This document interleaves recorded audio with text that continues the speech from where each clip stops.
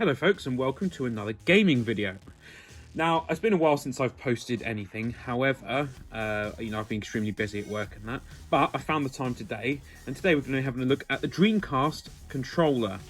So we're going to be looking at it from, say, like a 2023 perspective, what the controller was, what it meant, what it was based off of, and what it would be like today if you had to use this to play modern games, and is there anything that could be done to improve the controller? So naturally we'll start by looking at the controller itself. Now, as this is a white controller with the flame retardant coating on it, they do yellow over time. So on the front you got your D-pad, not a bad D-pad, it's kind of rolly, so if you were using it to control a character, for example Ryo Hazuki in Shenmue, that works quite well. You've got your analog stick here. This doesn't use potentiometers in it, so it actually doesn't technically really wear out.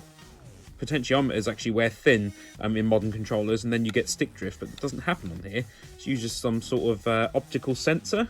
It's I don't know why more controllers don't do it, to be honest. You got your start button in the same shape as the power button on the Dreamcast itself. Dreamcast symbol there. A little hole here, magical.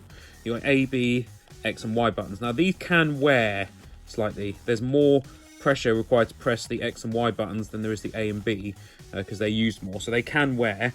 And you've got a couple of triggers here that have got a beveled edge on them, so your fingers kind of stay on them. So the first thing you'll probably notice is the cable. The cable comes out the bottom of the controller. I think if Sega really thought about it, they could have made the cable come up here and just pop out of here, or have the cable, maybe pop out of there so that you didn't actually have to kind of wedge it in there. But Sega didn't have a ton of money at the time. And this controller is actually based off of the 3D pad for the Sega Saturn, which I don't have on hand, but that's what this is based off of. So the second thing you'll probably notice is there's only one of these, which is a bit of a crying shame, considering Sony had already released the DualShock controller before, which had two analog sticks. Sega could have easily stuck another analog stick down here, like the Xbox controller. And it's widely said that the Xbox controller is sort of designed off of this one. So that's your first pitfall if you're going to play modern games with it. You're missing the second analog stick. So what's good about this controller? Well, it's nice and comfortable to hold. These little sort of trays here take your fingers in there nicely. So the controller is one of the most comfortable I've ever actually held. Although the concave sort of design of this stick here means your thumb can slip off. So that is a bit of an issue. So overall, the controller itself, really comfortable, but missing that second analog stick would make it almost impossible to play modern games today. For example, if you were playing Quake 3 on here, you would use these to look around. So you move with this like normal, then use these to look up and down, left and right, and your triggers to shoot. And then you'd use your D-pad to select your weapons. So it can work, but it is really not ideal. So what else is really cool about this controller? Well, this is pretty standard. You've got your vibration pack here. You know, it clips in the... I would put it in the bottom of the controller here. Although it kind of interferes with the cable a little bit. But it clips in there. And it sticks out a little bit. But I don't think that could be helped, because back then the motors were quite large on these. And so that's pretty standard fare. But these are where... These are extremely cool. So these were kind of like little mini Game Boys. They ran on CR2032 batteries, which they drained quick and you couldn't recharge.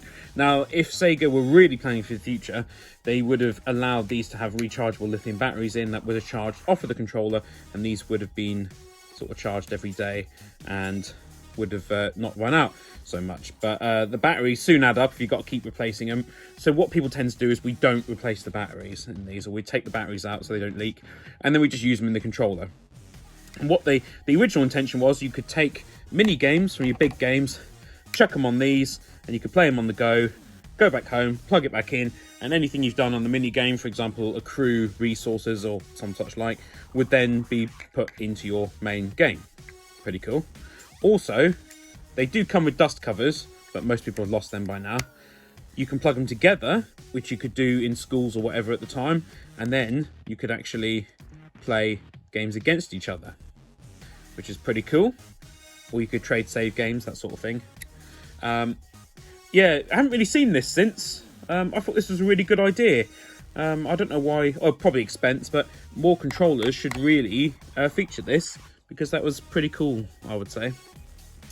Now, downsides of these, like I said, they drain battery massively, really quickly, and before you know it, you won't be using them for that anymore.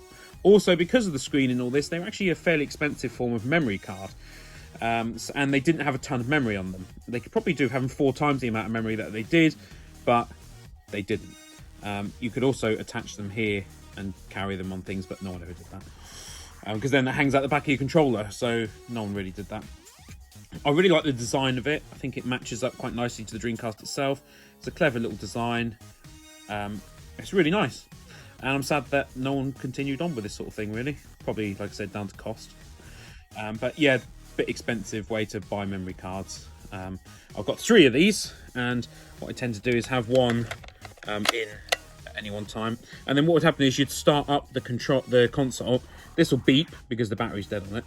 And you'd then be able to see bits of information. For example, on Resident Evil, it would show your health. So you don't keep having to open up the menu. Things like that. Or if you were playing sort of a sports game and you wanted to make a plan of action, it would actually, you'd do it on your screen there, and other people wouldn't be able to see what you were doing. So with these 2 things in, it's quite a weighty controller, but it has a nice weighty feel. It doesn't feel too heavy. I think it's a very cool looking controller, really. Quite forward thinking in some ways, but not in others. So would you be able to use this in 2023? Maybe with some games, retro type games.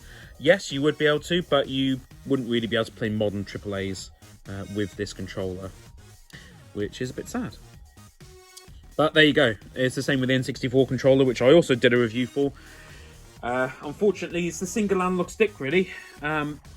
You could let Nintendo go on that because they were kind of the first one to really bring that in a mainstream console, but Sega really should have known better. Now, you can get these in different colours, you can get them in sort of see-through, translucency and that sort of thing, but most people just had it in the standard white. The Dreamcast was only on the market for a couple of years, probably, in the West, before it was discontinued. Pretty sad, because I had some amazing experiences on there. Shenmue, Sonic Adventure, Crazy Taxi, you know, all those kinds of games where there was some depth, but there's also just that arcade fun, just pick up and play. But that's largely gone these days. Anyway, I hope you enjoyed this video, and a bit light-hearted and fun as it was. And if you did, please remember to hit that like button. That really helps. Leave me a comment. Tell me if there's anything I missed about these controllers, or if there's any... I know there's modern remakes of them, but obviously you can't shoehorn in a second analog stick because it wouldn't work when you plug it in. Yeah, if there's any other videos you'd like me to make, just leave me a comment, and share this video, subscribe, and check out my Patreon. Thank you very much for watching to this point, if indeed you did, and have a great day.